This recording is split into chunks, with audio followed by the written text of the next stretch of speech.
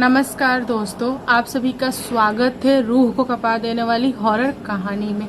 अभी रात के हो रहे हैं 10 और मैं स्टोरी सुनाने आई हूँ घर के पीछे सीढ़ी पे, क्योंकि हमारे यहाँ लाइट कट चुकी है तो आज थोड़ी सी प्रॉब्लम हो गई। आज की जो भूतिया कहानी है इसे मैं तुरंत स्टार्ट करूंगी और मैं आशा करती हूँ कि आप लोगों को पसंद आएगा, तो प्लीज मुझे लाइक एंड सब्सक्राइब कीजिएगा। तो दोस्तों, आज की जो भूतिया कहानी है यह चंपारण की सच्ची घटी कहानी है। चंपारण में एक बाबू साहब थे जिनके यहाँ बहुत ज्यादा खेत था और वे खेती करते थे। दोस्तों, ठंडी का समय था और बाबू साहब को अपने खेत में पटौनी करना था।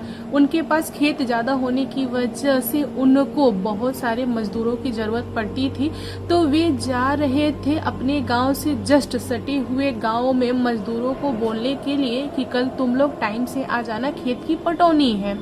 यह बोलने के लिए वह इवनिंग के 5 बजे अपने घर से निकलकर चल दिए दूसरे गांव में। रास्ते में एक नहर पड़ता था और नहर के ऊपर था पुल।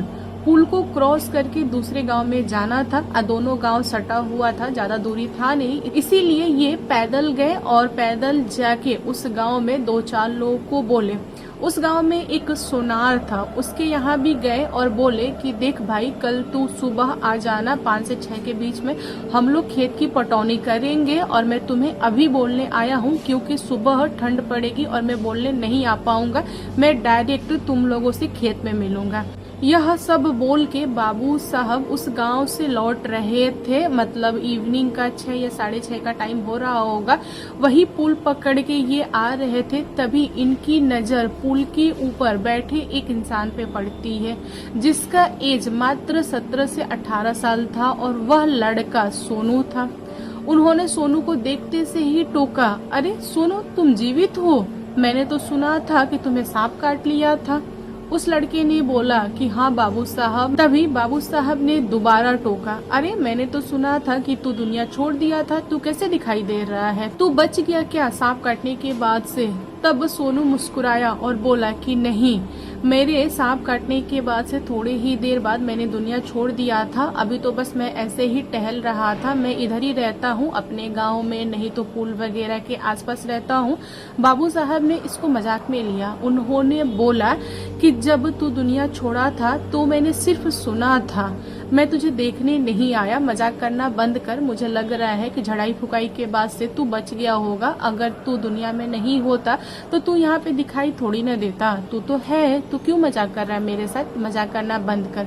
तभी उस लड़के ने बताया कि देखिए बाबू साहब, मैं मजाक नहीं कर रहा हूँ, मैं सचमुच में यहाँ पे हूँ, मतलब एज अ आत्मा मैं यहाँ पे टहल रहा हूँ और सुबह का इंतजार कर रहा हूँ। जैसे ही सुबह होगा मैं जाऊंगा अपने दोस्त के पास और उसकी आत्मा उससे छीन कर अपने पास लाऊंगा।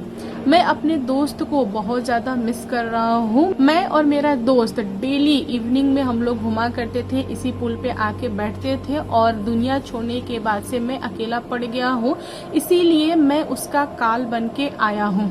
बाबू साहब को फिर से मजाक लगा। उन्होंने बोला, कैसे मारेगा तू, बता मुझे। तभी सोनू ने बताया कि देखिए बाबू साहब, मेरा जो दोस्त है वह सोनार का बेटा रमेश है और वह सुबह 6 बजे जाएगा कोयला निकालने के लिए। वहीं पर मैं सांप बन के बैठूंगा और उसे डस लूंगा।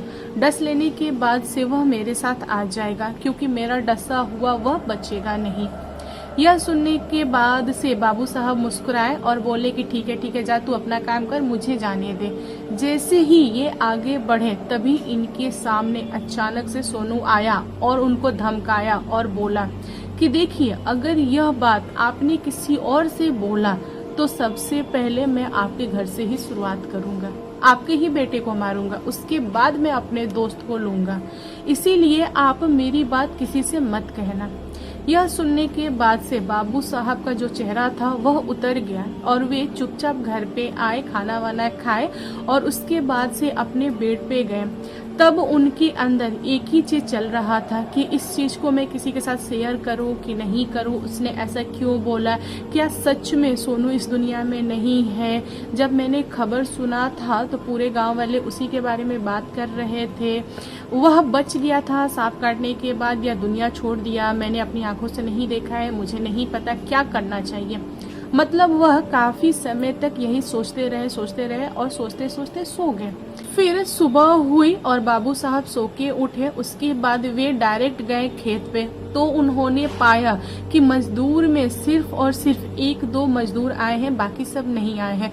उनका पारा चढ़ गया और वह चिल्लाते हुए बोले बाकी मजदूरों से कि इसी के वजह से मैंने कल तुम लोगों को इवनिंग में ही बोल दिया था ताकि तुम लोग लेट ना हो जाओ, फिर भी तुम लोग लेट हो। अच्छा ठीक है, जितना लोग हो उतना लोग काम करो, बाकी को मैं दोबारा बुला के आता हूँ। सुबह के 6, 6:30 का टाइम हो रहा था। वे चले गए दूसरे गांव में, पुल को पकड़ के।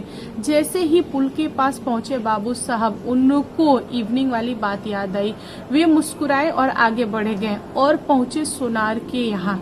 मतलब सोनार के यहाँ जाते जाते 7 बज चुका था सुबह का।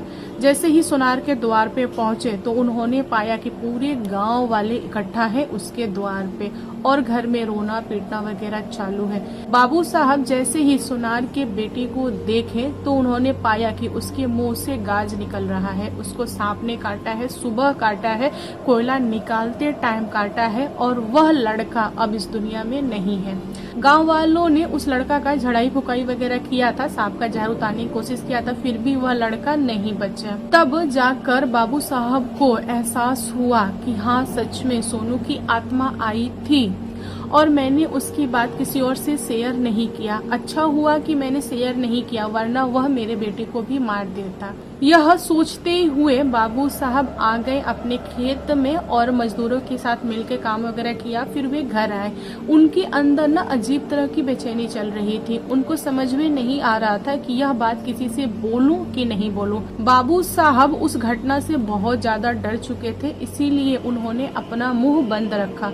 उनके अंदर बस एक ही चीज चल रहा था कि अगर यह बात कोई जानेगा तो क्या सोचेगा मेरे बारे में, कि इन्होंने डर के मारे नहीं बताया। अगर बता दिए होते तो सोनार का बच्चा बच जाता। कहीं ना कहीं बाबू साहब खुद को भी दोषी मानते थे, इसीलिए वे चुप रहे।